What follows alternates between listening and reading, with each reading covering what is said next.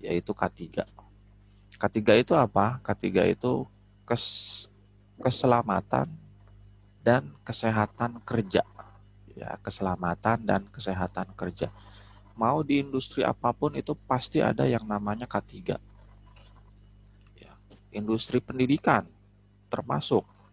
Bagaimanapun kita harus akui kalau sekarang ini ya pendidikan itu mau sekolah, mau universitas itu sudah masuk ke dalam bagian industri pendidikan. Sekarang udah banyak sekali industri-industri yang tadinya misalnya industri jasa atau properti ya atau manufaktur itu berlomba-lomba untuk bikin kampus. Misalnya apa? Telkom. Telkom. Telkom itu udah dari kapan itu udah bikin kampus yang namanya dimulai dari sekolah tinggi Telkom, terus sekarang berubah lagi menjadi Universitas Telkom. Ada lagi Bakri. Bakri yang tadinya industrinya ada manufaktur, ada pertambangan, mereka bikin kampus lagi yang namanya Universitas Bakri. Ya, banyak sekali. Ya, bagaimanapun kita harus akui juga kalau pendidikan itu sudah jadi ladang. Ya, bukan hanya ladang mencerdaskan kehidupan manusia, tapi juga ladang untuk mencari profit. Ya, memang begitu keadaannya. Nah, di seluruh industri ini pasti akan menerapkan, bukan akan, wajib menerapkan yang namanya keselamatan dan kesehatan kerja. Ya, yang lingkupnya itu pasti ada di lingkungan kerja. Ya, tidak terbatas satu industri yang mana enggak, pasti ini semuanya ada. Nah, perlu diketahui juga jangan sampai ini dimulai dari terminologinya ya. Terminologi K3 ini itu harus sesuai urutannya ya, yaitu pertama keselamatan, yang kedua baru kesehatan. Jangan terbalik, ya, jangan terbalik. Kesehatan dan keselamatan kerja. Nah, ini itu terminologinya keliru. Ya, jadi waktu kita menyebutkan istilah K3 ini harus disebut dengan terminologi yang benar dulu. Karena dengan menyebutkan terminologi yang benar ini menyangkut tentang eh, mindsetnya, mindset K3-nya. Ya, jadi mindset ketiga itu pertama kali yang harus didahulukan adalah keselamatannya, bukan kesehatannya. Misalnya begini, misalnya begini ya, dalam satu ini termasuk saya nggak bisa bilang ini kekurangan orang Indonesia, tapi bisa jadi keunggulan juga. Kalau orang Indonesia itu sangat sangat em, sangat mudah sekali, sangat rajin sekali untuk bersyukur. Ya, mereka mereka kita itu sangat mudah sekali untuk bersyukur. Misalnya begini, dalam satu ketika kita mengalami amit-amit ya, misalnya ada mengalami accident gitu, kecelakaan. Ya. Terus jatuh gitu ya, jatuh. Bisa aja bawa sepeda motor terus terjatuh. Terus paling dibilangnya begini, aduh, iya terjatuh. Untung aja cuma jatuh. Kalau di belakangnya ada mobil, padahal dia sudah jatuh gitu, sudah ada injured, sudah ada luka, ya, sudah ada cedera gitu. Tapi kita pandai bersyukur gitu. Aduh, untung aja cuma lecet. Gimana kalau lebih parah lagi? Atau kalau misalnya ada bencana alam, ya, banjir, terus atau ini deh, ya banjir lah. Kita bersyukurnya gini, aduh, untung cuma kebanjiran. Kalau sampai hanyut bagaimana? Gitu ya. Kalau kalau konsepnya begitu kan kita tidak mendahulukan bahwa manusia ini selamatnya ya. Karena kalau kita bisa jamin keselamatan manusia ini, maka pasti kesehatannya juga pasti akan terjamin. Ya. Nah, sebelum memulai, saya mau tampilkan satu buah video, untuk kita lebih tahu dulu pengantarnya. Apa sih K3 itu dalam kaitannya dengan pekerjaan atau aktivitas. Ya, karena pasti akan kita terapkan ini K3 ya, di seluruh kegiatan.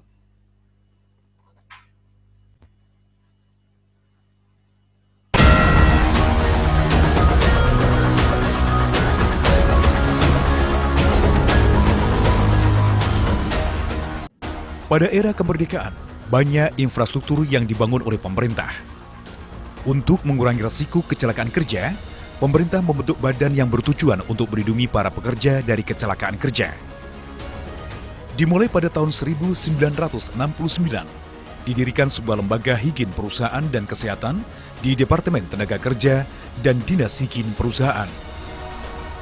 Selanjutnya, berdasarkan keputusan Menteri Pekerjaan Umum dan Perumahan Rakyat Nomor 2 Tahun 2014, organisasi Hiperkes telah berubah menjadi K3, Kesehatan dan Keselamatan Kerja.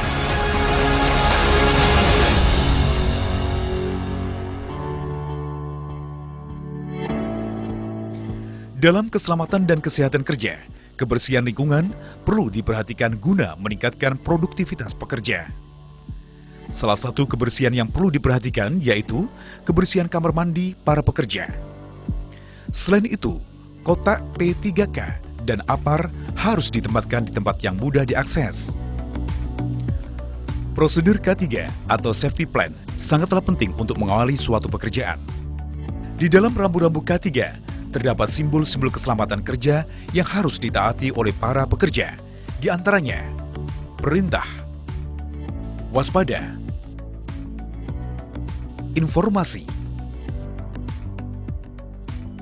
Rambu-rambu tersebut mempunyai subkelompok simbol dan warna rambu keselamatan kerja yang diantaranya rambu larangan, simbol yang menunjukkan segala aktivitas dilarang dilakukan di lokasi proyek. Rambu kewajiban, menunjukkan kelengkapan yang harus digunakan dalam pekerjaan. Rambu waspada, tanda peringatan menunjukkan di lokasi tersebut berpotensi bahaya. Rambu informasi jalur evakuasi dan kondisi aman. Rambu informasi lokasi pemadam api. Rambu informasi umum. Dalam penggunaan alat pelindung diri atau APD, banyak aspek dan mempunyai manfaat masing-masing untuk menunjang keselamatan dalam bekerja yang diantaranya sepatu kerja atau safety shoes. Tujuan dari penggunaan sepatu kerja atau safety shoes bagi para pekerja yaitu agar para pekerja terlindung dari benda-benda tajam yang berada di proyek. Rompi safety. Tujuan dari rompi safety yaitu untuk membuat orang lain menjadi waspada jika ada pekerja dan agar terlihat oleh pekerja lain pada saat bekerja di malam hari. Helm. Tujuan dari helm proyek merupakan hal penting, terlebih di konstruksi karena merupakan suatu perlindungan di kepala.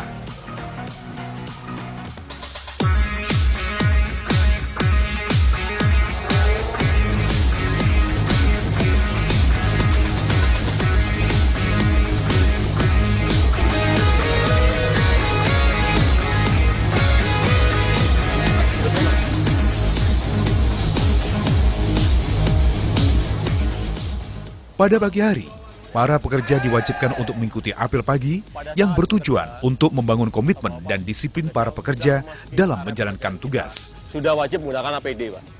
Jadi APD itu adalah helm, rompi, dan sepatu. Kenapa, Pak? Ibu-ibu, kenapa harus wajib ya? Karena potensi pekerjaan kita ini masih ada pekerjaan dari atas ya. Jadi kemungkinan ada sisa material yang jatuh kena kepala kita. Bapak-bapak wajib menggunakan masker, Pak. Nah, ini. Masker merupakan alat pelindung bagi pernapasan dari bau kimia atau material lainnya yang berada di proyek. Untuk rekan-rekan yang melakukan pengelasan,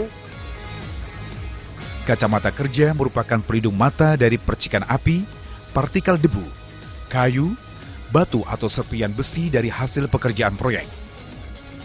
Tujuan utama dalam penggunaan sarung tangan adalah untuk melindungi tangan pekerja dari benda-benda keras dan tajam lainnya.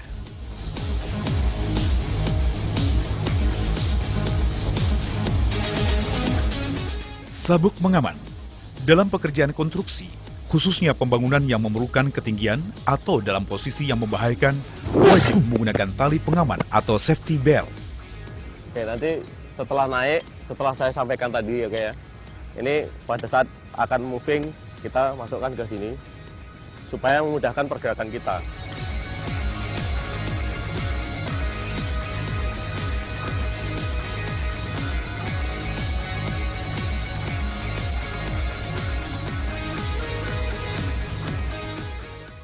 Itu ya Mas ya, paham semuanya? Oke, jadi sebelum memulai aktivitas, biasakanlah kita berdoa sesuai agama dan kepercayaan kita masing-masing, sehingga kita dapat dilindungi melaksanakan pekerjaan ini sesuai dengan target manajemen, kemudian pulang kita kembali ke rumah kita masing-masing atau ke kos-kosan dengan membawa hasil yang barokah dan selamat. Oke, berdoa, mulai.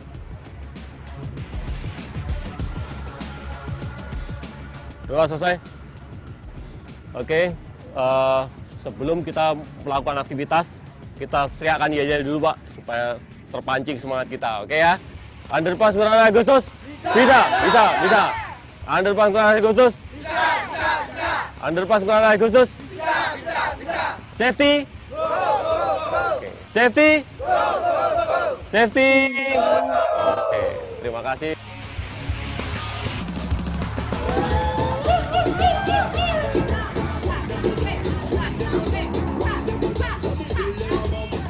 Pak jaringin.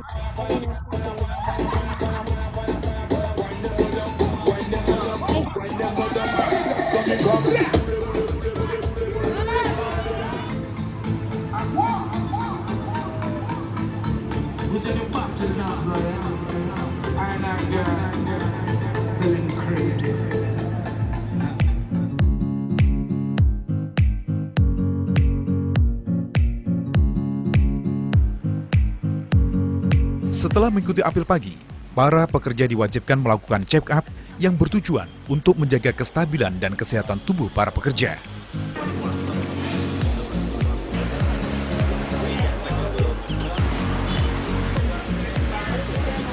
Tujuan dari pelaksanaan K3 dalam suatu proyek atau pelaksanaan pekerjaan adalah menjaga rekan-rekan yang terlibat dalam pelaksanaan pekerjaan itu supaya tetap aman, baik manusianya maupun materialnya. Di tujuan akhirnya adalah zero fatality atau zero accident. Nah, fungsinya K3 adalah seperti itu. Dalam pelaksanaan K3 ini tentunya kita ada yang namanya dendanya. Jadi apabila pekerja, rekan baik pekerja maupun staf yang melanggar atau tidak menggunakan APD, bisa kita kenakan sanksi. Dari mulai peringatan sampai dengan denda nominal rupiah. Ini saya semata-mata fungsinya adalah supaya mengingatkan rekan-rekan bahwa keselamatan kerja itu penting. Jadikan keselamatan kerja itu sebagai kebutuhan, bukan sebagai kewajiban.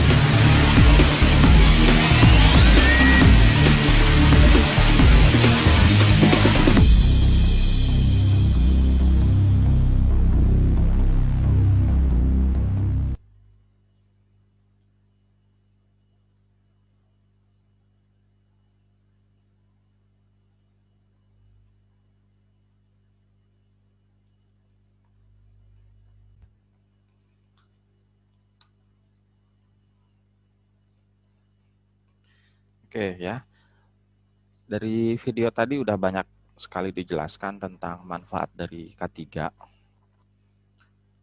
Tetapi kalau ini fakta yang terjadi di lapangan, sekalipun tadi udah ditampilkan begitu terstrukturnya, begitu teraturnya pelaksanaan K3 di lapangan, tetapi kenyataannya sampai sekarang pekerja-pekerja konstruksi, pekerja-pekerja pabrik, pekerja-pekerja industri itu masih sekali rentan terhadap yang namanya kecelakaan kerja. Ya, masih sangat rentan sekali. Bahkan di Indonesia sendiri itu hampir di setiap satu proyek itu pasti ada menghasilkan kecelakaan. Entah kenapa ini bisa terjadi seperti ini. Tapi bisa kita bayangkan, kita sudah lakukan tindakan preventif tetapi masih terjadi. Bagaimana kalau tidak dilakukan tindakan preventif? Apa yang akan terjadi? Ya, pasti tidak akan terkontrol, tidak akan terkendali jumlah terjadinya kecelakaan kerja.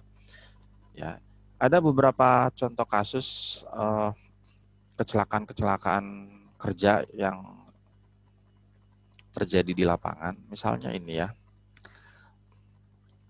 bagi yang nggak kuat ngelihat, silakan ditutup dulu layarnya. Ini ada beberapa contoh kecelakaan-kecelakaan kerja yang terjadi. Yang pertama ini di pabrik penggilingan daging. Ya, di pabrik penggilingan daging. Ini mesin gilingnya, ini mesin giling. Jadi satu ketika dia mencoba memasukkan daging-daging itu, tetapi tidak memakai alat pengaman. Ya, biasa kan kalau sudah habis, ininya udah ada di sini ya, udah ada di daerah sini nih, area sini, itu kan harus ditekan-tekan. Nah, dia tekan pakai tangan. Pakai tangan, suatu ketika tangannya kesedot, masuk ke dalam. Ini keluarnya lewat sini. Ini kalau diterusin ini ada jari-jarinya nongol di sini nih. Wah, itu mengerikan sekali tuh. Ya, ini udah bisa dipastikan. Udah bisa dipastikan udah nggak akan bisa kepakai karena di sini udah hancur tangannya. Di sini udah hancur nih. Ya. Jadi mau nggak mau harus dipotong. Ya. Mau nggak mau harus dipotong. Terus yang kedua ini sering sekali terjadi di site-site tambang, ya di pertambangan, di daerah-daerah penggalian, di mana menggunakan dump truck ya. Ini kan dump truck gedenya bukan main ini. Satu tinggi bannya aja ini, tinggi satu ban ini itu masih lebih tinggi bannya dibanding mobil kan. Ini besar sekali, ini bisa 2 tingkat rumah ini. Tingginya dump truck itu besar banget. Nah, kadangkala dump truck ini nggak bisa ngelihat pemandangan di bawahnya karena dia ada 4 meter di atas. Jadi kalau setiap mobil yang harus yang bisa aja mobil patroli ya, atau mobil apa, kalau mau masuk ke area site ini itu nggak bisa sembarangan karena khawatirnya terjadi kejadian seperti ini. Ya. Ini sebelum ada improvement. Nah, di kondisi sekarang ini sudah jauh lebih baik. Itu diakali dengan apa? Dengan jadi di setiap mobil itu dikasih tiang yang tingginya sampai 4 meter. Di sini ada bendera. Benderanya besar, ya dikasih tiang. Ya. Ini supaya pengemudi dump truck ini bisa melihat bahwa oh di bawah itu ada mobil kecil sedang melaju atau melintas. Jadi harus tidak boleh melewatinya gitu.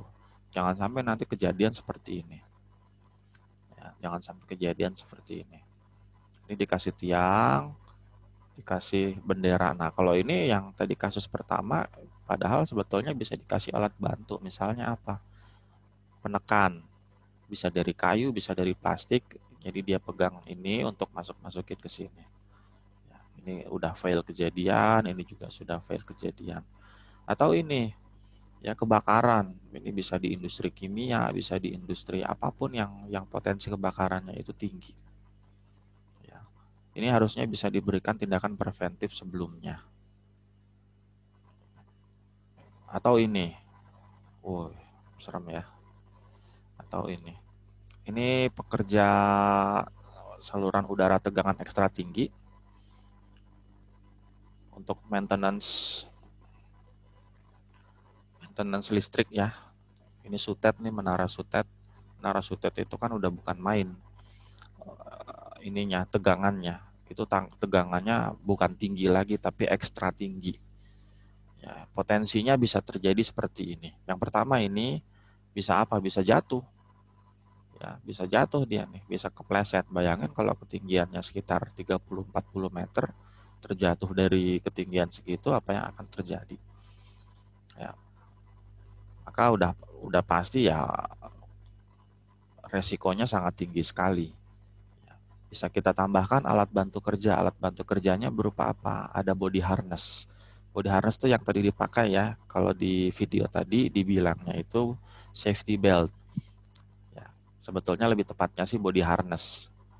Ya, body harness untuk naik, dia alat untuk mengamankan diri. Jadi setiap kali naik dia menggunakan alat-alat bantuan itu. Atau ini sudah pakai body harness nih. Nih. Ya, tetapi masih kejadian seperti ini. Ini tersengat listrik. Ya, ini harus dievaluasi. Kenapa bisa terjadi seperti ini? Ya, ini gosong nih. Wah, udah pasti ini terbakar ya, kelihatan ya. Ada beberapa luka-luka terbakar. Ya, ini resiko yang terjadi jika bekerja di tempat yang punya potensi kecelakaan sangat tinggi sekali. Ya, beberapa waktu lalu kita khususnya di Pulau Jawa sebetulnya itu kita pernah mengalami pemadaman listrik itu sampai ada yang 18 jam, ada yang 36 jam. Ya, itu sempat bikin heboh karena hampir di seluruh Pulau Jawa itu listriknya mati. Ya, listriknya mati. Nah, di Pulau Jawa itu suplai listrik itu dibagi menjadi 2 jalur utama. Ada yang jalur utara, ada yang jalur selatan. Ini jalur utamanya. Ya, jalur utama suplai listrik.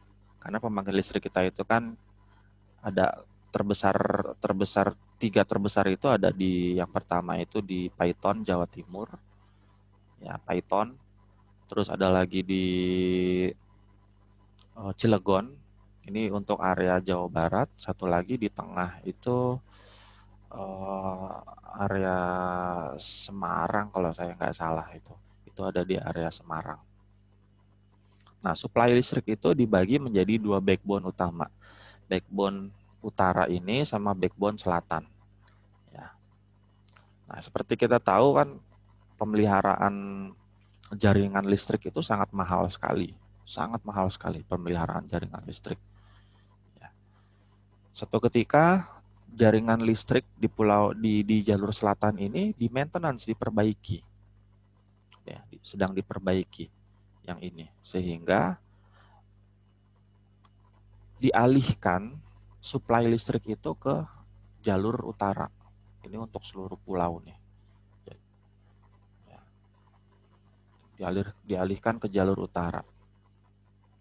Nah, kejadian menurut hasil investigasi itu pemeliharaan untuk jalur utara itu tidak berjalan dengan baik.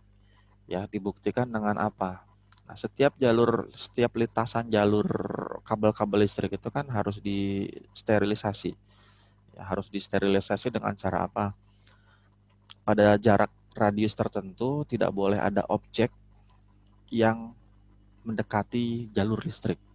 Makanya ada larangan perumahan atau rumah itu tidak boleh dibangun di atas jaringan listrik sutet. Ya, itu nggak boleh. Selain berdampak terhadap kesehatan, karena katanya ada gelombang elektromagnetik apa gitu, saya kurang begitu paham. Termasuk salah satunya ini, memungkinkan terjadinya eh, resiko failure, ya, resiko kegagalan sistem jaringan. Contohnya yang kemarin terjadi itu, ternyata tidak ada sterilisasi jalur. Jadi pohon-pohon itu dibiarkan tumbuh, ya, dibiarkan tumbuh di jalur-jalur sini, ya, dibiarkan tumbuh sampai satu ketika ini sedang dimatikan jalur selatannya, jalur utara ini masih nyala, tetapi ada potensi gagal akibat adanya pohon-pohon ini. Akhirnya betul kejadian, ya, pohon-pohon yang tumbuh ini semakin tinggi, terus menyebabkan kegagalan sistem, bikin apa? Konsleting, ya, bikin konsleting jalur, sehingga jalur utara pun akhirnya ikutan padam. 2 jalur ini akhirnya padam. Itu sampai 18 sampai 36 jam hampir di seluruh Pulau Jawa itu padam. Ya, itu hampir hampir 36 jam, bahkan ada yang 42 jam katanya. Ya, untuk normalisasi jalur. Nah, kenapa hal ini bisa terjadi? Ini harus dievaluasi. Ya, ini harus dievaluasi. Kenapa? Nah, ini kenapa. Ya, menurut informasi yang beredar juga bahwa ada efisiensi biaya. Efisiensi biaya karena pekerja-pekerja untuk pengontrolan jalur ini atau pekerja untuk maintenance jalur listrik ini itu diberikan pendidikan khusus. Itu nggak bisa sembarangan. Ya, beberapa waktu tahun kebelakangan itu pekerja-pekerja yang tugasnya untuk memantau jalur ini itu diberikan sekolah khusus. Kalau saya nggak salah itu sampai sekolah di Prancis atau di Jerman gitu. Ya, mereka itu disebutnya sebagai pasukan khususnya PLN. Jadi ada istilah khusus untuk pasukan-pasukan itu disebutnya pasukan khusus. Karena memang mereka dibekali dengan ilmu yang berbeda sama alat-alat yang memang khusus untuk dilakukan pekerjaan tertentu ini. Ya, suatu ketika beberapa tahun belakangan dilakukan efisiensi biaya. Jadi pengurangan anggaran biaya untuk pemeliharaan yang berdampak terhadap operasional pasukan khusus ini. Jadi tidak bisa optimal. Ya, makanya terjadilah kejadian itu. Padahal itu harusnya bisa dihindari. Karena pohon itu kan tidak tumbuh dalam semalam ya, pohon itu tumbuh berhari-hari. Tetapi tidak dilakukan pemeliharaan ya dampaknya akan seperti itu. Itu kejadian yang kemarin itu. Nah, ini resiko terjadinya kecelakaan itu salah satunya adalah ini ataupun ini. Ya, ini diberikan pelatihan khusus. Terus ada lagi ini sering sekali terjadi nih. Ya, kecelakaan di jalan atau kecelakaan transportasi. Ini tahun 80-an ya. Kecelakaan yang melibatkan dua buah kereta itu saling tumbuk, saling berhadapan muka ketemu muka. Kalau mau lihat coba aja dibuka namanya itu tragedi Bintaro. Itu tabrakan kereta yang itu benar-benar kayak adu banteng. Ya, kepala dengan kepala diadu gitu. Itu korbannya banyak sekali. Ya, korbannya banyak sekali. Katanya kondisinya wow, mengerikan sekali di lapangan. Kecepatan tinggi diadu kereta dengan kereta. Wah, selesai ya. Atau ini sama ya. Atau di jalan raya, misalnya di antara mobil dengan sepeda motor, itu juga sering sekali terjadi ya. Sering sekali terjadi. Padahal sebetulnya ini bisa kita hindari. Di jalan-jalan bebas hambatan, itu sering sekali terjadi kecelakaan. Karena apa ya? Belum menerapkan K3 itu sebagai kebutuhan. Tadi dibilang di video itu ya. K3 itu sebagai kebutuhan, bukan sebagai kewajiban. Ya, kalau kita menerapkan K3 itu sebagai kewajiban, artinya kita belum menerapkan K3 sebagai mindset atau pola pikir. Pola pikir bahwa saya itu harus selamat, saya itu harus sehat. Tetapi hanya berpikirnya K3 itu wajib dilaksanakan sebagai peraturan. Ya, sebagai peraturan. Banyak sekali kejadian. Misalnya sepeda motor ya, banyak yang melanggar. Ah, nggak perlu pakai helm lah. Atau memakai sepeda motor dengan jarak jauh masih tidak menggunakan spion. Ya, kaca spion.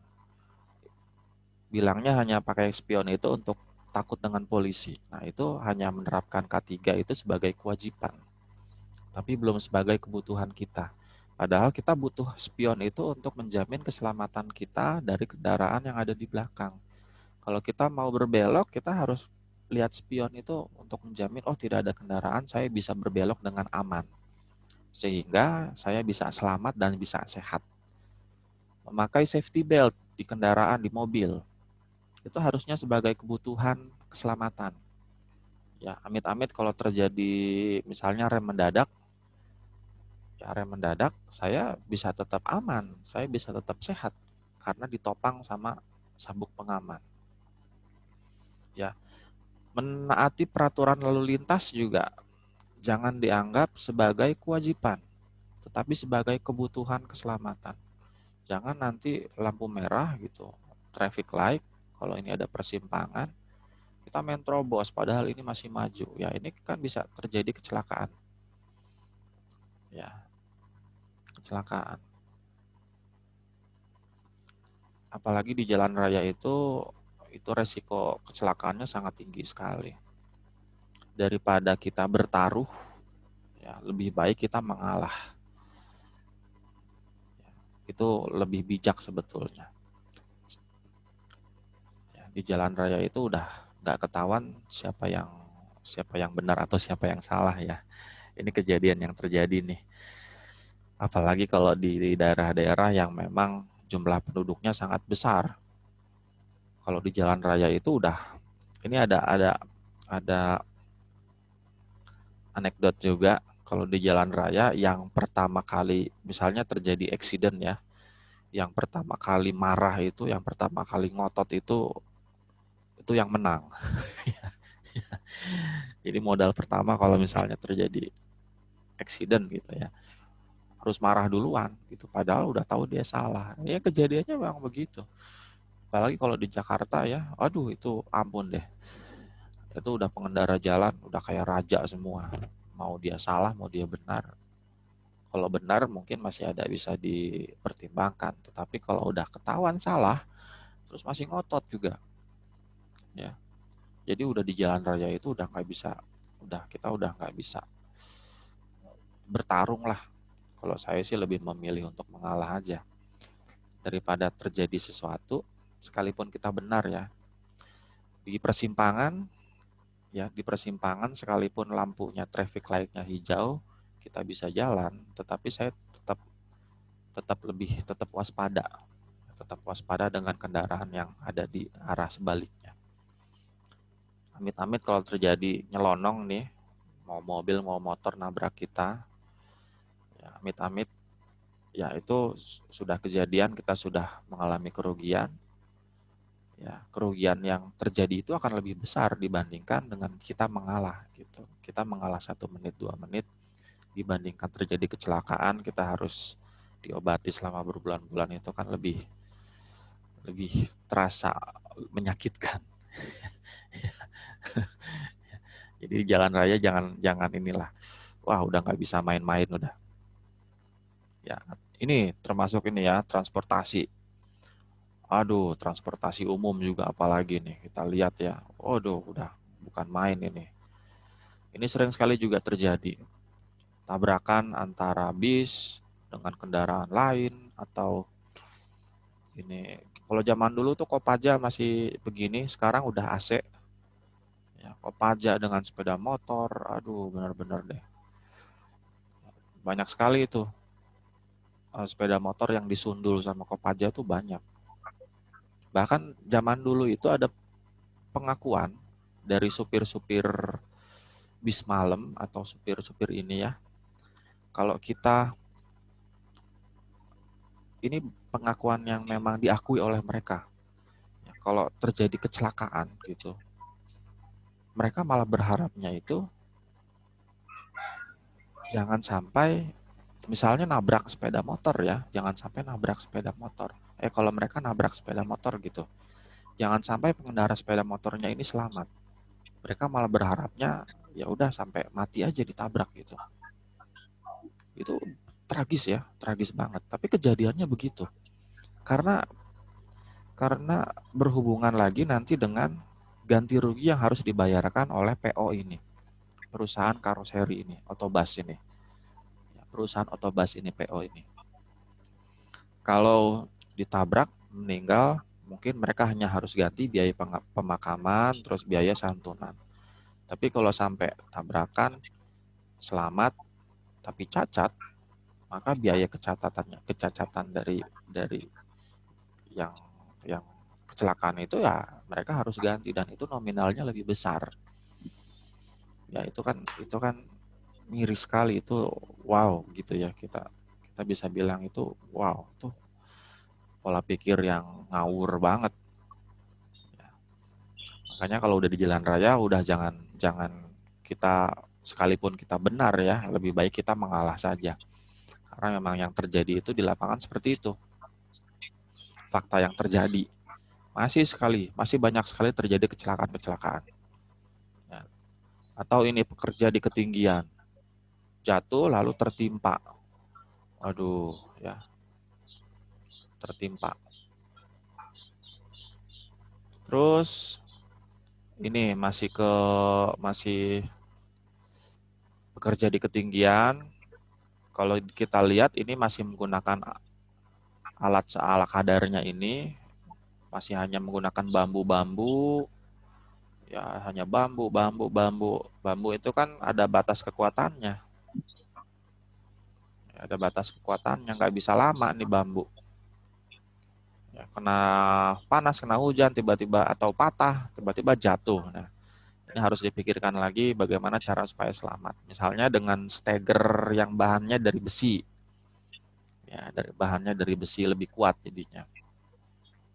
Atau ini terpapar zat radioaktif. Ya, bisa aja ini terjadi di lab nih, laboratorium. Di lab pun harus ada K3-nya. Makanya ada pakaian khusus ya kalau kita mau masuk ke lab, menggunakan sepatu khusus, terus pakaiannya juga nggak bisa sembarangan. Itu dibagi menjadi beberapa level. Level 1 itu paling ringan, level 2 sedang, level 3 itu udah tingkat penanganan khusus. Nanti ada lagi masuk ke level 4, itu udah kayak baju astronot itu, pakai oksigen, pakai apa ya. Nah, ini contohnya nih. Ini terpapar radioaktif di laboratorium. Pertama terkena segini, terus lama-lama terjadi pembusukan, dia membusuk nih, mau nggak mau kalau udah begini kan harus dipotong. Ini harus dipotong ini supaya supaya bisa tidak menjalar. Ya, makanya akhirnya dipotong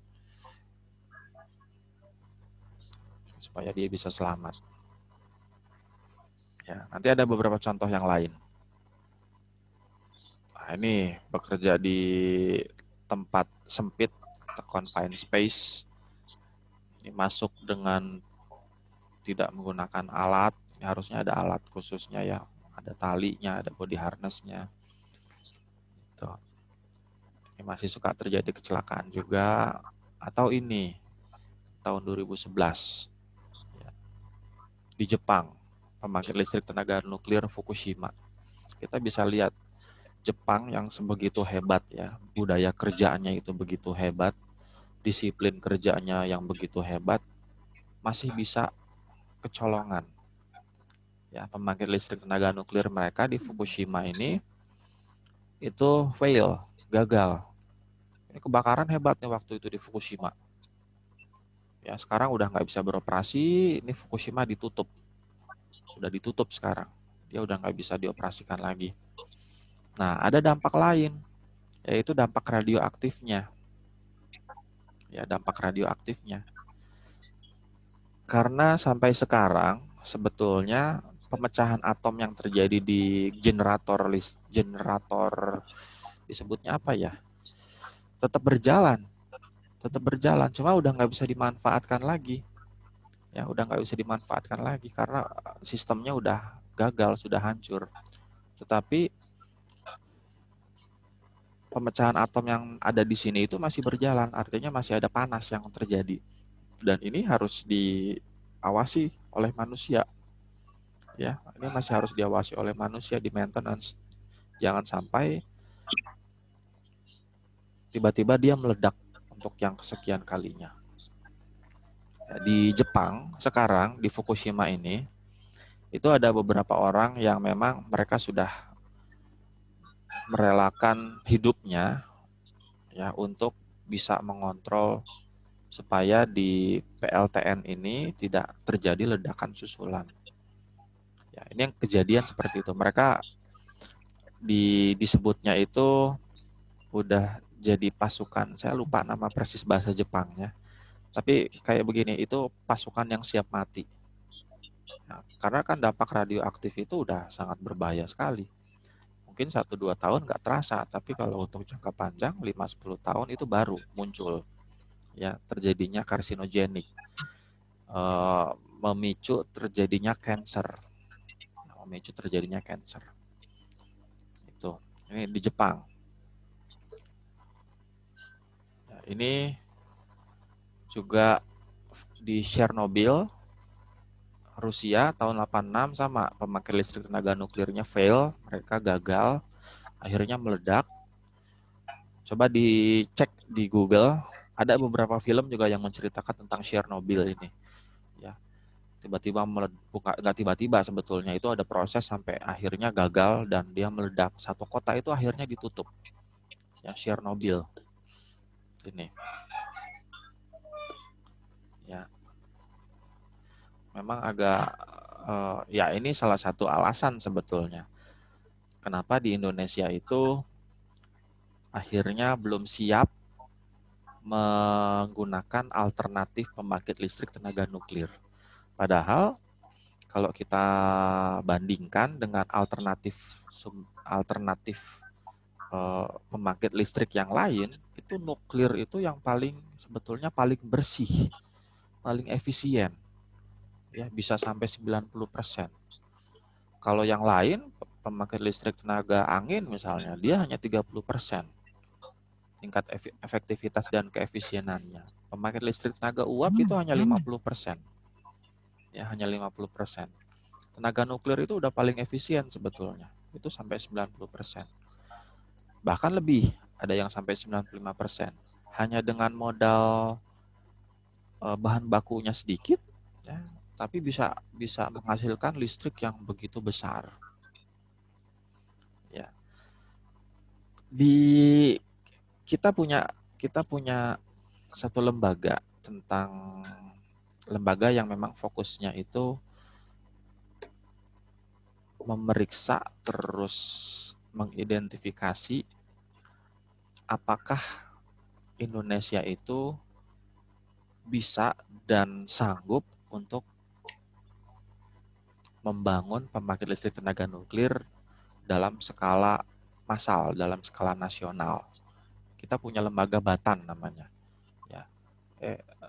Ya, Batan ya, Badan Atom Tenaga Nuklir itu Batan. Ya. Kalau saya nggak salah itu dibentuknya pada era zamannya setelah Habibie. Karena memang tugasnya itu untuk melihat kita siap nggak sih membangun pembangkit listrik tenaga nuklir dalam skala nasional, skala massal. Hasil riset mereka ternyata ini sedikit mencengangkan, ya, sedikit mencengangkan kita. Kaget juga sebetulnya. Kalau dari segi pengetahuan, knowledge, skill untuk membangun, kita itu sangat siap. Kita itu sudah sanggup untuk menciptakan pembangkit listrik tenaga nuklir. Dibuktikan dengan apa? Sudah banyak university yang mempunyai program studi tenaga nuklir. Di Trisakti itu sudah ada. Ya, kalau saya nggak salah UGM juga udah ada atau UI itu udah ada program studi nuklir. Ya, itu memperlihatkan bahwa kita itu banyak tenaga yang punya keahlian di bidang nuklir. Ya, tetapi yang namanya pemeliharaan itu lebih sulit dibandingkan penciptaan. Ya. Menciptakan itu justru lebih mudah dibanding kita memelihara. Makanya akhirnya rekomendasi pertimbangannya kita bisa saja menciptakan, tetapi kita belum siap untuk memelihara atau memanage. Karena yang namanya nuklir itu kan satu instrumen yang sangat sensitif sekali. Pembangkit listrik tenaga nuklir, generatornya itu, pemecahan atom itu kan sangat sensitif sekali. Harus dioperasikan dengan kedisiplinan yang tinggi. Sedangkan kita saya juga harus akui saya juga masih belum punya disiplin yang baik. Misalnya yang paling simpel aja, maintenance kendaraan, ya sepeda motor aja. Seberapa disiplin sih kita waktu jadwalnya maintenance, misalnya ganti oli, ganti busi, kita lakukan dengan disiplin. Saya jamin, saya pun masih melakukan, kita belum disiplin sebetulnya. Ya, sepeda motor, nanti aja lah, belum mogok, ntar aja gantinya. Ya, ganti busi atau ganti bohlam lampu pun itu ada usianya sebetulnya. Ya, penggantian bohlam lampu itu nggak boleh nggak boleh sudah mati baru diganti. Bayangkan kalau kita lagi berpergian keluar kota jauh gitu, tiba-tiba mati malam-malam, walah apa yang terjadi itu, wassalam. Nah itu kan harusnya bisa dihindari dengan jadwal maintenance yang lebih preventif, ya dengan cara mengganti sebelum masanya habis. Saya kalau ganti lampu tunggu mati dulu. Kejadiannya begitu. Tapi kalau di pembangkit listrik tenaga nuklir itu nggak boleh. Itu sangat sensitif sekali. Kalau memang jadwalnya di maintenance, ya itu harus di maintenance. Makanya harus dikerjakan manajemen operasional ini oleh orang yang memang punya tingkat kedisiplinan dan budaya kerja, etos kerja yang sudah sangat baik sekali. Ya. Kesimpulannya saat itu, kita bisa aja mengoperasikan, tetapi sumber daya yang digunakan untuk mengoperasikan pembangkit listrik ini adalah orang yang memang direkrut itu dari anak sekolah dasar kelas 3. Jadi dari anak sekolah dasar kelas 3 ini disekolahkan, diberikan lingkungan kerja yang memang punya tingkat kedisiplinan yang tinggi, sehingga masuk ke etos kerjanya, masuk ke, wah itu udah ke kehidupannya ya, dia punya karakter disiplin. Yang namanya karakter itu kan sulit sekali dibentuk ya. Bahkan ada yang bilang karakter itu sulit untuk dibentuk. Makanya harus dimulai dari tahap yang paling awal, masih kecil udah dibentuk karakter disiplinnya. Ya. Kalau kenyataannya begitu kan udah bisa dibilang nggak mungkin lah kita bikin. Itu ongkosnya mahal sekali jadinya. Ya, untuk rekrut tenaga kerja dimulai dari anak kelas 3 SD. Wow, mahalnya. Akhirnya kesimpulannya nggak bisa kita memanage. Kalau menciptakan itu mudah, bisa dibuktikan dengan kita sudah punya beberapa pembangkit listrik tenaga nuklir skala eksperimen, skala percobaan. Itu ada di, kalau saya nggak salah di Bandung ada satu, di Cibinong itu ada satu. Ya, itu masih skala eksperimen.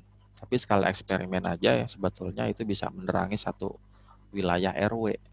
Ya, satu wilayah RW itu bisa diterangi. Ya, itu sekilas aja. Sekilas aja udah lama ya. Nah, fakta yang terjadi ini tahun 2003 menurut ILO, International Labour Organization, jumlah orang meninggal itu kurang lebih 6.000 orang per hari. Ya. Lalu yang terkena kecelakaan kerja dan sakit akibat kerja itu adalah 2,2 juta orang per tahun. Jadi setiap tahun itu orang yang kecelakaan kerja dan sakit karena kerja itu sekitar 2,2 juta. Nah, dari 2,2 juta ini, 2,2 juta orang per tahun ini, 350.000 orangnya itu meninggal karena kecelakaan kerja, lalu sisanya itu meninggal karena sakit akibat kerjanya. Kalau ini langsung meninggal, kalau ini sakit dulu, terus akhirnya meninggal. Ya.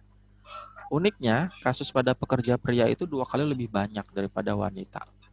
Ini berhubungan dengan psychic factor ya, di pertemuan kemarin itu psychic factor berhubungan dengan sikap, motivasi, dan mindset itu.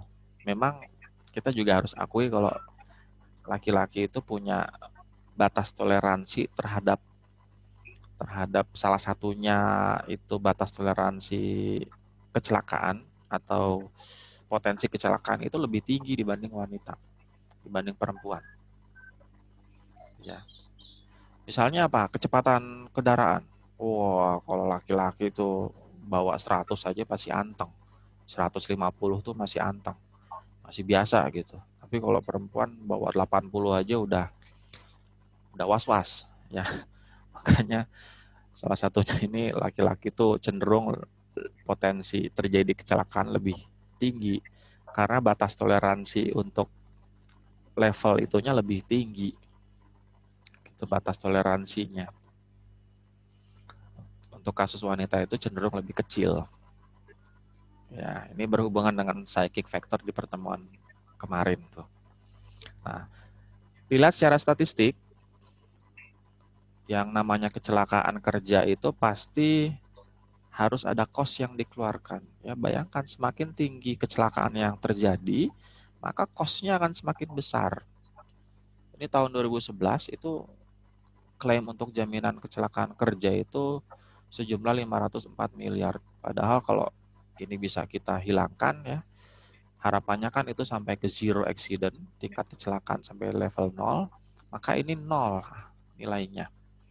Ini bisa dimanfaatkan untuk apa 504 miliar? Wah, banyak sekali nih. Ini bisa jadi nilai produktif nih. Kita bikin satu pabrik aja bisa nilainya segini. Ya, bisa lebih produktif sebetulnya dibandingkan ini jadi cost untuk jaminan kecelakaan. Ya, mahal.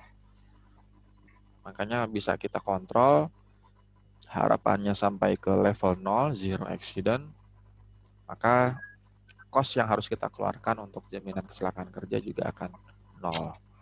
Ya, bisa dimanfaatkan untuk produktivitas yang lain. Ini statistik kecelakaan di Inggris pada tahun 2013-2014 itu 133 orang meninggal di tempat kerja. Ya. Pada tahun 2012, 2.535-nya itu meninggal karena apa? Terpapar ini asbes. Ya. Sekarang itu penggunaan asbes itu sudah dilarang tuh, penggunaan asbes. Sebetulnya ini sudah masuk ke kategori bahan berbahaya karena materialnya itu terbuat dari debu yang sangat halus sekali. Itu sangat halus sekali. Nah, kalau dia masuk ke paru-paru, lolos ya, lolos masuk dari hidung, lolos masuk ke paru-paru, ini lengket nih. Dia menempel di paru-paru asbes ini. Seperti lem. Ya, namanya lem kalau udah menempel di satu area kan tidak mungkin bisa dibersihkan. Bisa dikurangi tetapi tidak bisa bersih, masih ada bagian yang menempel. Nah, kalau paru-parunya tertutup sama lem ini, asbes ya, terjadi gangguan pernapasan. Kalau sampai menutupnya prosentasenya tinggi, ya bisa terjadi ini, deaths. Ya.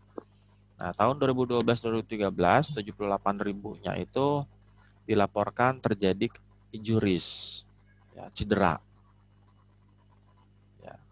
175.000-nya ya ini, terus 1,1 juta pekerja itu menderita akibat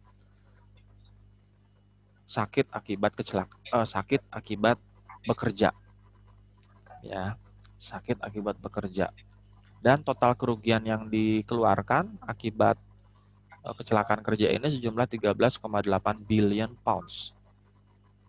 13,8 billion pounds sterling. Wow, gede banget ya. Padahal harusnya bisa digunakan untuk produktif, tapi nggak bisa. Ini digunakan untuk membayar akibat kecelakaan. Ya. Kita kenal yang namanya fenomena gunung es. Kalau ini kecelakaan yang terjadi, ya, maka sebetulnya ada yang lebih besar di bawah ini. Ya, ini yang kelihatan. Kalau misalnya terjadi kecelakaan nih ya, kita bayar pengobatan untuk pekerja yang celaka, terus kompensasinya. Tetapi ada biaya yang lebih besar dibanding itu. Misalnya biaya apa? Biaya kerusakan. Kalau yang rusak itu tidak diasuransikan, ya maka kita harus ganti dengan alat yang lebih baik, ya, dengan alat yang masih bagus. adanya kerusakan bangunan, adanya kerusakan perkakas dan peralatan, adanya kerusakan produk atau material, dan yang sering terjadi itu ya ini, tertundanya produksi. Mesin rusak, mesin nggak bisa beroperasi, maka produksi tidak akan bisa berjalan.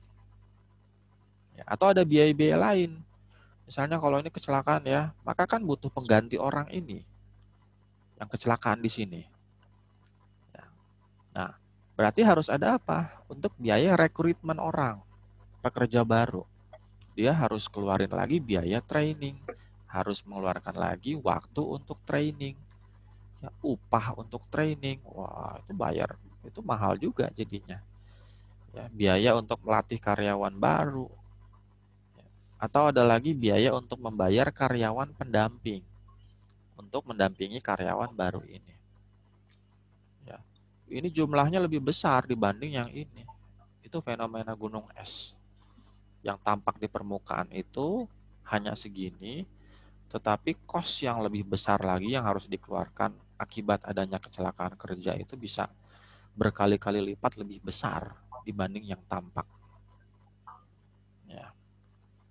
Nah, terminologinya di K3 itu ada yang namanya accident, ada yang namanya loss, ada yang namanya hazard, ada yang namanya risk. Kalau accident itu kecelakaan. Sebetulnya accident itu dibagi dua. Ya. Oh, ini udah ada. Ya, ini loss itu bisa juga incident. Ya. Kalau accident itu sudah menimbulkan kerusakan properti dan kehilangan nyawa, or death. Ya, or death. Jadi kalau accident itu udah melibatkan atau sudah kehilangan nyawa. Tetapi kalau masih degradasi komponen, kerusakan komponen, itu masih disebutnya kehilangan, loss, atau incident. Jadi ada accident, ada incident. Gitu. Accident, loss, terus ada lagi hazard. Hazard itu something that can cause harm if not controlled. Jadi hazard itu sesuatu, segala hal yang bisa berbahaya kalau tidak kita kendalikan. Ya, misalnya kalau di lab, apa sih yang jadi hazardnya? Cairan-cairan kimia itu kan hazard jadinya. Kalau kita nggak kontrol, nggak kita simpan dengan benar, maka bisa terjadi resiko. Ya, resiko. Kemungkinan terjadinya injury, kemungkinan terjadinya accident, insiden, atau insiden lingkungan. Misalnya mencemari lingkungan, pencemaran lingkungan, ya, yang diakibatkan oleh hazard ini. Ya, itu bisa terjadi juga seperti itu. Nah, teori terjadinya accident, ya, ada beberapa teori, saya nggak bahas terlalu dalam-dalamnya. Singkat aja, ini yang sering terjadi itu ini ya. Nah, domino sequence, apa tuh? Domino tahu kan ya? Efek domino, namanya teori efek domino. Ya, kecelakaan itu bisa terjadi itu pertama itu dimulai dari sini. Dimulainya dari situ. Ada yang namanya social environment. Ya, lingkungan social environment, lingkungan sosialnya. Kalau lingkungan sosialnya ini, karena ini bicara tentang kebiasaan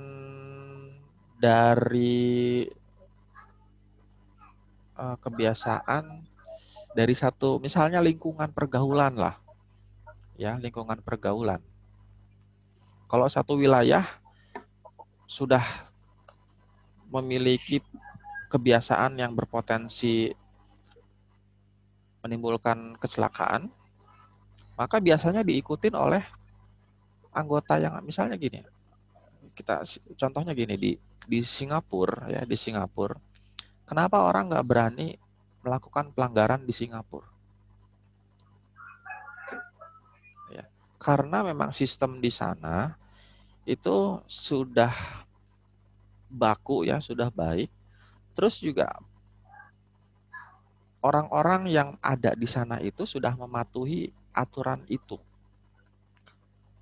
Ya, jadi kalau misalnya ada orang luar yang tidak terbiasa patuh terhadap peraturan, dia nggak terbiasa patuh terhadap peraturan, makan sembarangan. Kalau di sana nggak boleh, ya makan nggak boleh. Di jalan sambil makan itu nggak boleh. Atau di transportasi publik, minum itu nggak boleh. Itu langsung didenda 5.000 dolar Singapura. Ya, makan permen pun di alat transportasi publik itu nggak boleh. Dan orang-orang di sana itu sudah mengikuti itu. Artinya lingkungan sosialnya memang sudah mengikuti aturan. Kalau ada orang yang tidak terbiasa dengan aturan masuk ke situ, mau nggak mau dia harus mengikuti aturan itu. Ya, orang Indonesia yang kalau liburan ke sana atau ada aktivitas di Singapura itu mau nggak mau dia harus patuh terhadap aturan. Ya, itu berhubungan dengan lingkungan sosialnya. Kalau satu wilayah orang-orangnya masih melanggar, ya orang yang taat peraturan pun kadangkala bisa terpengaruh gitu untuk melanggar peraturan. Ya, itu masuk ke social environment karena ini juga berhubungan dengan kalau ancestry itu keturunan. Maksudnya keturunan itu kebiasaan yang diwariskan. Ya, kebiasaan yang diwariskan. Kalau kita diwariskan kebiasaan disiplin tinggi, maka ini pasti berdampak akan jauh lebih baik ya. Kita bisa membentuk lingkungan yang lebih baik. Gitu. Itu dimulai dari ini, dari kebiasaan, dari social environment. Perilaku sosialnya seperti apa? Ya, kalau perilaku sosialnya sudah potensi terjadi kecelakaan, ya kemungkinan orang itu juga akan melakukan pelanggaran yang sama. Nah, kalau dari social environment ini naik, yaitu ke kesalahan per orangnya. Ya, jadi pelanggaran di orangnya. Akibat apa? Akibat adanya tindakan yang tidak aman. Jadi kesalahan orang ini mengakibatkan tindakan yang tidak aman atau kondisi mengakibatkan kondisi yang tidak aman. Unsafe act atau kondisi yang tidak aman. Ya, ini gara-gara ini. Terus naik lagi, baru terjadinya accident, naik lagi baru terjadinya injury, bahkan bisa sampai death. Ya. Ya, itu alasan kenapa kita belum bisa membuat PLTN karena ini social environment-nya belum mendukung. Ya itu harus kita akui lah. Itu salah satu kekurangan bangsa kita ya. Social environment tentang penegakan aturan itu masih cukup rendah ya. Ya memang begitu. Nah, potensi hazard. Potensi hazard. Ada potensi hazard dari physical, ini fisik, ya fasilitas fisik, ada lagi chemical, kimiawi, ada lagi biological, ada lagi dari lingkungan, atau ada lagi ergonomi dan dari psychological. Jadi ergonomi dan mindset, psikologinya. Ini beberapa potensi hazardnya. Ini harus dikendalikan semuanya. Ya. Kalau fisik paling gampang, paling kelihatan nih fisiknya. Ya. Nah, faktor resiko juga ada beberapa faktor ya. Misalnya ada humanware, ini penggunaan manusia sebagai pekerja. Ada lagi di hardware, ada software atau teknologi, technoware atau lingkungan, enviroware, ada lagi orgaware atau organiware, itu organisasi. Ya, ada lagi policy, peraturan. Ini beberapa potensi resiko yang terjadi. Ya. Nah, ini kejadian nyata sekali terjadi ya. Memang saya ambil contoh di Indonesia aja lah ya. Sekarang kadangkala itu orang Indonesia mudah sekali menyebut setiap kesalahan yang terjadi itu diakibatkan karena adanya kesalahan manusia. Ya. Makanya disebut tiap kali ada musibah, pasti alasannya human error atau technical error. Ya. Terus kira-kira kali ini apa ya alasannya? Ada yang nyeletuk water error. Ini kejadian nih. Tanpa menyebut wilayahnya ya, di seorang gubernur waktu banjir wilayahnya itu, dia menyalahkan kenapa hujan ini terlalu banyak. Banjir kita diakibatkan karena intensitas hujan yang sangat tinggi. Sehingga salahnya adalah di hujan. Mari kita berdoa supaya hujannya tidak diturunkan banyak-banyak gitu. Itu kejadian di kita. Lucu ya. Kenapa yang disalahin hujan? Itu kaitannya dengan technical error. Padahal kan berarti kesalahannya sekalipun hujan banyak, harusnya sistem penanganan banjirnya sudah baik. Ya, pompa-pompa air sudah disiapkan. Jadi setiap hujan air disedot keluar. Gitu. Jangan disalahin hujannya. Kalau gitu, kalau menyalahkan hujan ya menyalahkan Tuhan gitu. Kenapa Tuhan menurunkan hujan yang begitu banyak? Padahal hujan itu kan salah satu anugerah juga kan. Ya, anugerah untuk membersihkan udara dari polusi. Gitu. Atau ada lagi, banyak juga kita sering sekali menyebut kesalahan itu, kecelakaan itu akibat dari dari manusianya. Dari manusia. Padahal pasti ada alasan kenapa manusia ini melakukan kesalahan. Pasti ada penyebabnya. Ya, penyebab kenapa manusia ini bisa melakukan kesalahan. Itu masuk ke dalam sistem error. Misalnya gini, di ini pernah dilakukan investigasi kecelakaan di Inggris, ya, kecelakaan yang melibatkan antara dua buah kereta lokal dengan kereta jarak jauh ini di Inggris. Ini kejadian nyata, ya, kejadian nyata. Jadi disimulasikan lagi, kok bisa ya terjadi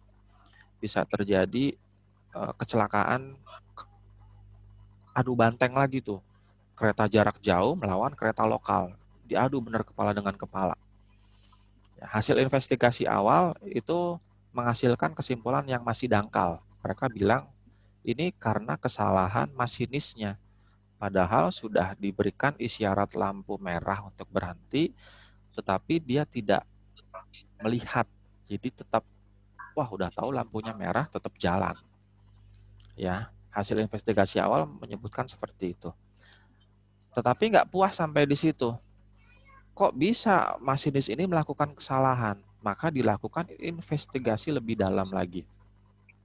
Ya, coba disimulasikan pada kondisi sedekat mungkin dengan kondisi pada saat terjadi kecelakaan. Misalnya pada jam berapa, pada bulan apa, terus pada kondisi yang seperti apa. Itu disimulasikan secara persis. Ya. Ternyata begini, ternyata penyebab masinis ini tidak melihat lampu itu, pertama adalah di jalur kereta ini itu kan banyak kabel-kabel listrik ya. Karena kalau kereta lokal itu pasti pakai jaringan listrik, KRL. Ya, dia terhalang jaringan kabel-kabel listrik ini. Ya, terhalang jaringan kabel listrik, itu yang pertama, sehingga lampunya tidak bisa terlihat dengan baik. Tetapi masih ada jeda waktu. Artinya waktu ini, misalnya ini ada kabel listrik, terus ada kabel listrik lagi. Nah, dia punya jeda waktu untuk melihat ini. Ya. Tetapi masih bisa ada potensi terjadinya kesalahan. Nah, itu penyebab yang pertama. Penyebab yang kedua adalah desain dari lampunya. Desain dari lampunya ini menyulitkan masinis ini untuk memverifikasi. Jadi begini masih bentuk desainnya. Ini merah, Ini kuning, ini hijau. Ya, merah berhenti, hijau bisa jalan. Nah, waktu itu dia nggak bisa melihat karena desain lampunya tidak memungkinkan dia untuk memverifikasi betul nggak itu lampunya warna merah yang menyala. Ya, sehingga menyebabkan terjadinya kesalahan pembacaan. Akhirnya dirubah desainnya. Desainnya itu dirubah jadi begini sekarang. Ini begini. Aduh, jelek banget. Nggak kelihatan lagi. Pakai lampu. Ini mati dulu. Pakai warna black deh. Yang sekarang itu desain lampunya jadinya begini. Ya. Ini merah, ini kuning, ini hijau. Jadi kalau dia melihat, kalau yang tadi kan sebelumnya begini ya. Ini merah, kuning, hijau. Karena lebih penting melihat isyarat merah dibanding isyarat hijau. Kalau ini dibalik.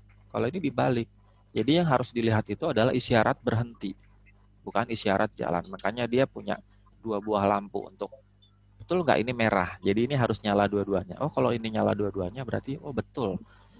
Berarti harus berhenti. Ya, ini desain awal. Ini desain akhir. Ya, karena 2 kondisi itu menyebabkan masinis ini melakukan kesalahan pembacaan. Ya, akibatnya akibatnya ya terjadi kecelakaan kerja itu. Jadi tidak semata-mata setiap kecelakaan kerja itu terjadi akibat human error ini. Tetapi bisa juga terjadi karena apa? Sistem error. Artinya sistem yang kita rancang itu belum mendukung untuk mencegah terjadinya kecelakaan. Ya. Salah satu sistem yang sekarang ya, kalau zaman dulu itu lampu besar sepeda motor itu kan masih ada opsi untuk nyala atau mati ya. Kita bisa matiin, kita bisa nyalain. Sekarang khusus di Indonesia itu dihilangkan fungsi itu. Supaya apa? Supaya kita manusia itu tidak melakukan kesalahan berupa lupa menyalakan lampu besar. Makanya sistemnya dibuat supaya ya udah kita hilangkan otomatis menyala. Supaya manusianya tidak melakukan kesalahan. Nah, itu disebut dengan sistem improvement, ya, perbaikan secara sistem. Jadi jangan kita mudah sekali bilang, oh ini human error nih. Ya, pasti bisa aja terjadi, ya, pasti bisa aja terjadi kecelakaan. Memang pencetusnya adalah manusianya, tetapi manusia ini kenapa bisa terjadi kecelakaan? Ya, itu justru jadi pertanyaan utamanya. Ya. Nah, apa sih yang dimaksud dengan human error atau pure human error? Jadi pure human error itu pekerja ini murni sebagai penyebabnya. Ya, biasanya berhubungan dengan keterampilan, berhubungan dengan skill. Kalau belum punya skill, contohnya mengemudikan, itu alasan tuh kenapa ada wacana kalau SIM C akan dibagi menjadi 3 kelas ya. Ada C, C1, C2 berdasarkan kategori CC kendaraan yang akan dibawa. Memang ada beda mengendarai kendaraan di atas 500 cc dengan kendaraan hanya 150 cc itu beda caranya. Ya, sangat berbeda sekali caranya. Gitu. Itu sebagai pertimbangan kenapa harus kita pisahkan. Karena ingin menghindari terjadinya ini. Ya, pekerja ini murni sebagai penyebabnya. Kalau dia belum punya skill itu ya jangan dilakukan. Ya. Atau yang kedua ini design induced error, didorong tidak ergonomiknya rancangan alat yang dioperasikannya. Karena alat yang dioperasikan itu belum ergonomis, sehingga menyebabkan terjadinya resiko kecelakaan. Ya, nih karena desain yang menyebabkan desain yang berpotensi terjadinya kesalahan lalu bisa berdampak ke kecelakaan. Itu masuk ke sini. Ya. Atau environment induced error, ini karena lingkungan yang tidak mendukung, misalnya pencahayaannya kurang baik. Kalau di kasus kereta tadi itu, oh satu lagi sama satu lagi itu. Kenapa dia akhirnya nggak bisa melihat dengan jelas? Karena pada jam tertentu itu, sinar matahari itu sedang menyorot ke arah mata dari si masinisnya. Ya, jadi dia kesilauan untuk melihat, oh ini bener nggak ya lampu merah yang nyala, atau ini lampu hijau yang nyala. Itu karena ada itu juga, ya, environment-nya. Itu juga alasan kenapa yang sebelumnya biasa ya bentuknya terus begini. Nah ini dikasih apa? Tudung, supaya kalau kena sinar itu nggak, masih tetap kehalang tudung ini ya. Ini nih, lampunya kasih tudung ini di setiap lampu. Ya, kasih tudung ini. Supaya kalau pas sinar mataharinya masuk ke lampunya itu tetap kelihatan. Ya, ini masuk ke environment.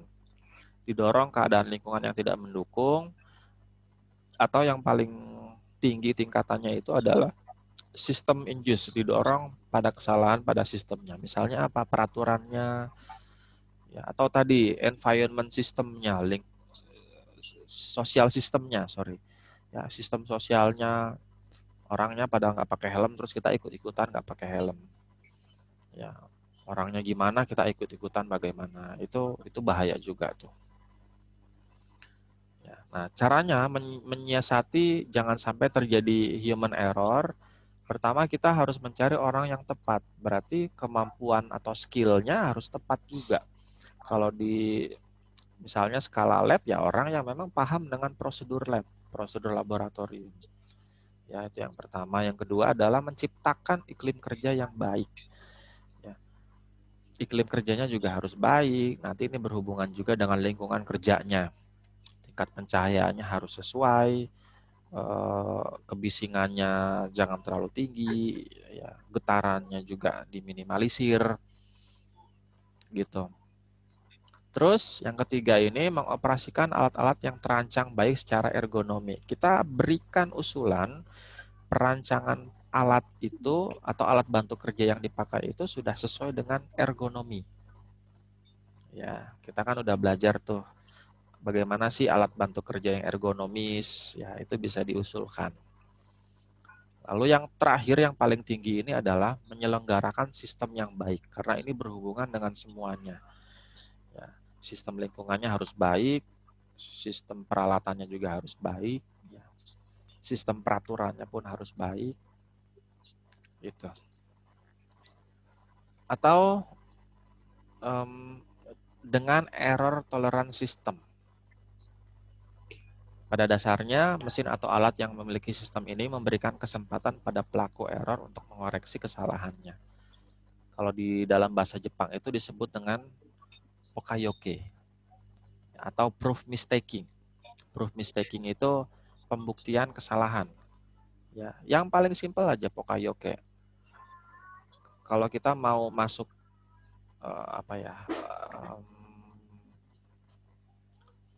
rakit barang, merakit benda ya, merakit benda. Atau ini steker listrik tuh, ya, steker listrik. Kenapa dibuat begini?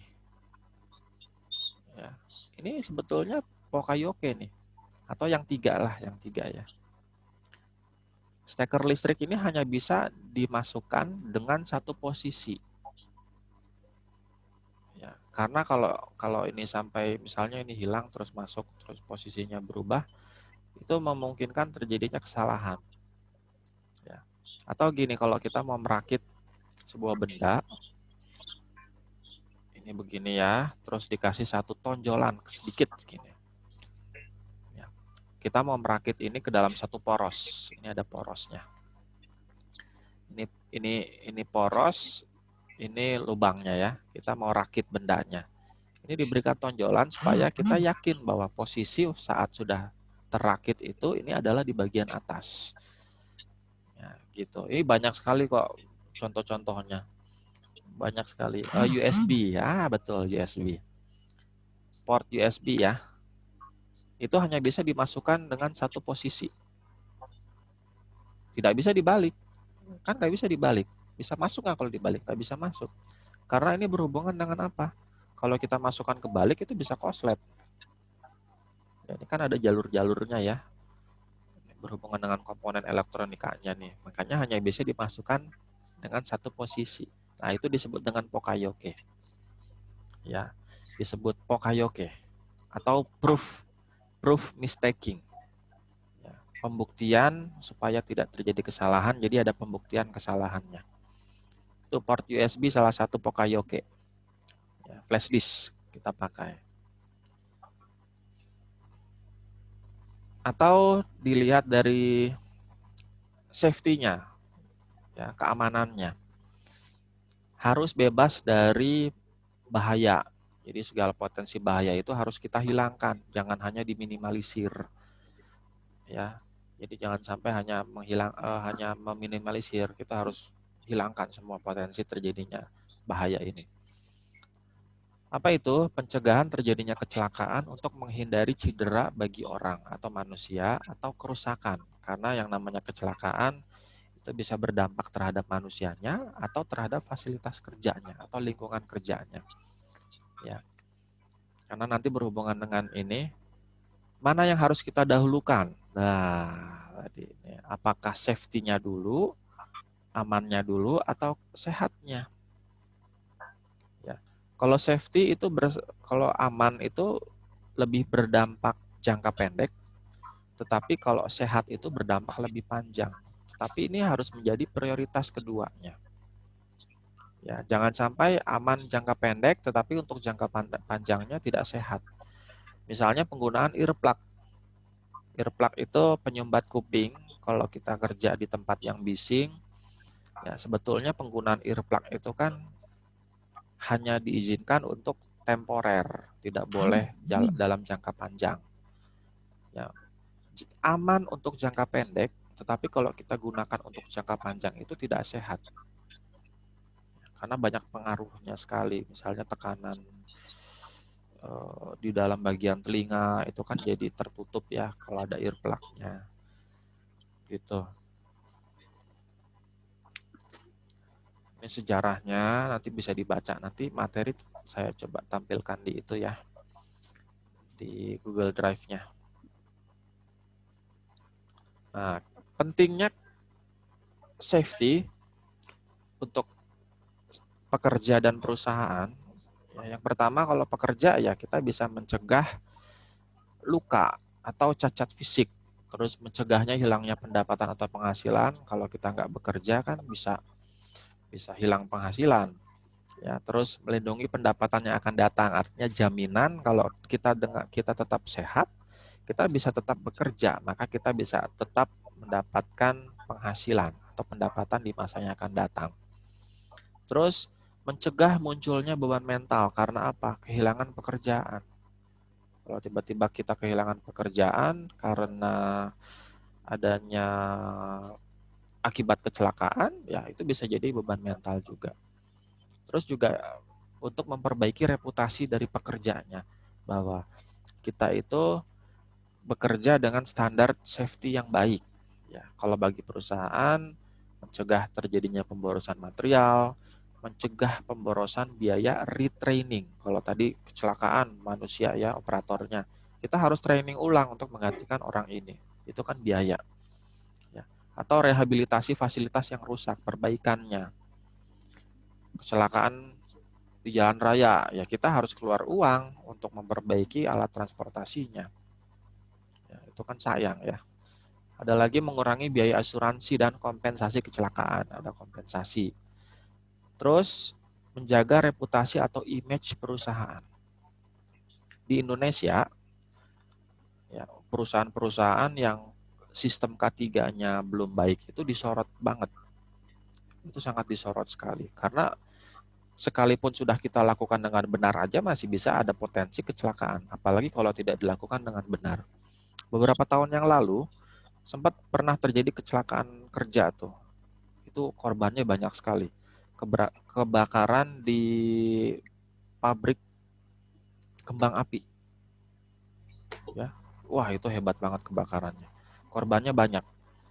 Apalagi bahan baku kembang api itu kan ada serbuk serbuk mesiu itu ya, yang kita pakai juga untuk bikin peluru peluru senjata api. Itu terjadi kejadian itu wah, korbannya banyak banget, kebakar di dalam sampai mateng, bahkan sampai kering. Kayak kita goreng ayam itu ya, kelamaan kering. Itu ngeri sekali itu beberapa tahun yang lalu. Terus di pabrik besar juga pernah kejadian di Mendem. Mendem itu pabrik kosmetik, ya, meledak, gasnya meledak sehingga mengakibatkan kecelakaan bagi beberapa orang tuh ada yang sampai cacat. Nah, perusahaan-perusahaan yang punya riwayat buruk terhadap kecelakaan kerja itu biasanya disorot. Itu sangat disorot sekali. Di standar internasional itu sudah mewajibkan K3 itu harus terjamin. Ya, standar internasional. Di standar ISO itu ada yang namanya K3. Ya, kita harus bisa menjamin di dalam proses pembuatan produknya keselamatan pekerjanya sudah baik. Itu standar ISO. ISO 9000 tentang mutu, nanti ada lagi ISO 18404, itu bukan. OHSAS itu kan sudah dihapus ya. Itu digantikan standar ISO. Itu masuk ke dalam standar, masuk ke dalam penjaminan kesehatan pekerjanya. Itu. Kalau reputasi tentang K3-nya buruk, kita nggak bisa loncat ke pasar internasional. Karena pasar internasional sudah mewajibkan itu. Ya. Ini beberapa interaksi safety, cepat aja ya. Lembaga-lembaga K3, kalau di Indonesia itu diawasi oleh Depnaker, ya, Departemen Tenaga Kerja, ada lagi Depkes, Departemen Kesehatan, ada lagi Deprindak, Perindustrian dan Perdagangan, atau ini P2KL sama P2K3. Ini diawasi oleh ini. Kalau ini yang internasional, ada OSHA, ada NIOS, ada ACGHI, dan lain-lain. Nah, teknik-teknik di dalam kita menganalisis K3 ada accident analysis, ada FMEA, ada FTA, fault analysis. Ya, ini bisa digunakan. Ada JSA, audit K3. Contohnya kalau job safety analysis, ini flowchart-nya. Pertama kita pilih pekerjaan yang berpotensi, kita pilih sesuatu pekerjaan, terus kita lihat frekuensi terjadinya accident. Lalu di rate-nya ya, rate of disabling injuries, terus nah ini potential severity, keseringan potensi frekuensi terjadi lagi. Ya. Ini berkaitan dengan kondisi awal. Ya, kondisi awalnya terjadinya kecelakaannya berapa banyak, terus keseringannya berapa besar. Ya. Lalu kita breakdown urutan-urutannya, terus kita identifikasi hazardnya, potensi terjadinya resiko cederanya itu ada di mana. Baru kalau udah ketahuan, oh kalau pekerjaan ini potensi kecelakaannya tuh ada di sini, maka kita bisa lakukan develop, pengembangan, ya, usulan perbaikan. Kalau di mesin misalnya, tadi di foto pertama itu pabrik penggilingan daging, maka resiko potensi terjadinya kecelakaan itu saat daging itu sudah mau habis. Ini ya, waktu dia sudah mau habis. Nah, pada saat sudah mau habis, sudah masuk ke dalam sini, tetap harus didorong, maka kita bisa tambahkan usulan perbaikan dengan satu alat. Jadi dia nggak dorong dengan tangan, tapi dengan alat tertentu. Jadi masuk sini. Ya, potensinya kan hanya di situ, hazardnya. Kalau ini bisa kita hilangkan dengan bantuan ini, maka resiko terjadinya accident itu bisa tidak ada. Itu maksudnya seperti itu ya. Develop solution. Ini contohnya JSA, nanti bisa dibaca lah. Ada recommended action, ya, prosedur kerja yang direkomendasikan atau usulan perbaikannya apa. Kalau FTA lebih mencari akar penyebabnya, fault-nya. Ya, kita analisis, misalnya ini ya, api itu terjadi karena apa? Ada 3. Ya, api. Ada yang namanya segitiga api. Segitiga api itu terjadi pertama karena ada oksigen, yang kedua itu karena ada material, yang ketiga itu karena ada panas. Itu potensi terjadinya kebakaran itu 3 itu. Ya, itu disebut dengan segitiga api.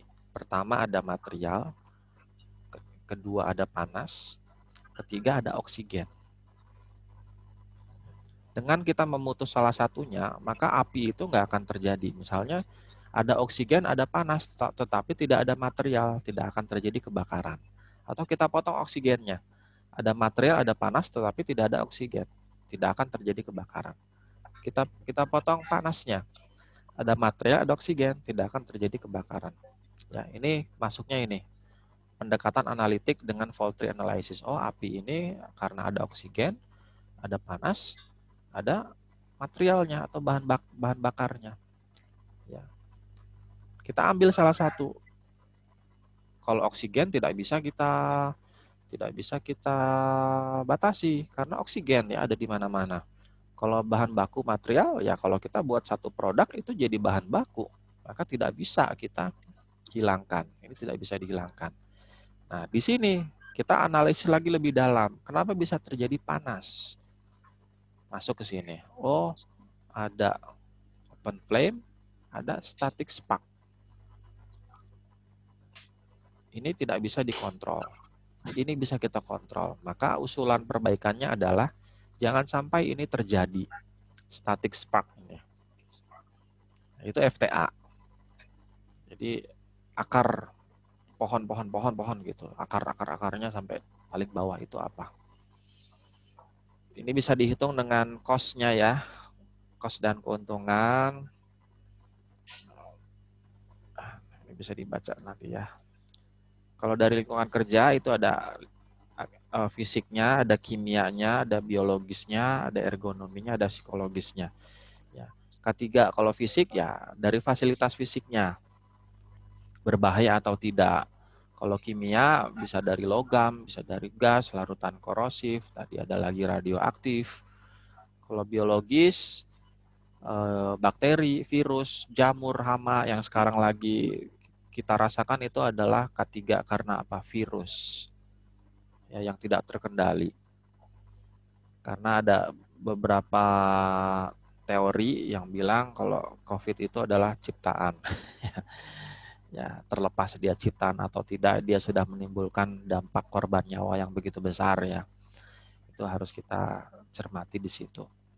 Ketiganya akibat virus. Ada lagi karena ergonomi, misalnya gerakan repetitif yang tidak baik, ya, atau terlalu banyak, postur kerja yang tidak normal, tidak sesuai, durasi kerja yang terlalu panjang, atau dan lain-lain, beban kerja yang terlalu besar, ya. Atau dari psikologis, ya, psikologis. Ini berhubungan dengan mental kerja, stres, ya, kekerasan, pelecehan, wah di tempat kerja dan lain-lain lah yang hubungannya dengan psikologisnya ya. Nggak usah. Ini ada lagi temperatur kebisingan, kita udah bahas ya, kecelakaan akibat temperatur kebisingan, getaran, pencahayaan, bau-bauan, dan warna. Efeknya karena panas, kita udah bahas, karena bising, ya. Terus karena getaran, ada yang namanya disorder, ini ada Reynolds phenomenon, kita udah bahas. Ini getaran, pencahayaan buruk seperti apa, ini standar untuk reflektansi pencahayaan. Nah, efek warna, ya, efek warna ini ada beberapa karakteristik dari warna. Kalau yellow itu lebih punya highest visibility. Kalau red high visibility tapi punya stimulasi panas. Ya, ini bisa dibaca lah. Kalau blue itu lebih low tetapi bisa promote, depress mood itu maksudnya mengurangi terjadinya depresi. Kalau green lebih ke restful, warna yang mengadem, bukan mengademkan, menyejukkan, ya menyejukkan. Green. Nah, bau-bauan ya, ini ada dengan masker begini. Solusinya dengan eliminasi, substitusi, pengendalian secara engineering, administratif, atau dengan bantuan alat pengaman diri. Ini alat pengaman diri. Jadi K3 itu banyak sekali, bisa terjadi di mana saja. K3 di transportasi, K3 di manufaktur, di gedung, di kampus, ya, di forestry, farm, perkebunan, di pertambangan, konstruksi, wah banyak sekali. Itu bisa terjadi di mana saja. Nah, oke. Oleh karenanya kita harus bisa mengendalikan potensi terjadinya K3. Ya, karena di semua lini kehidupan kita pasti butuh K3. Begitu. Oke, materi kita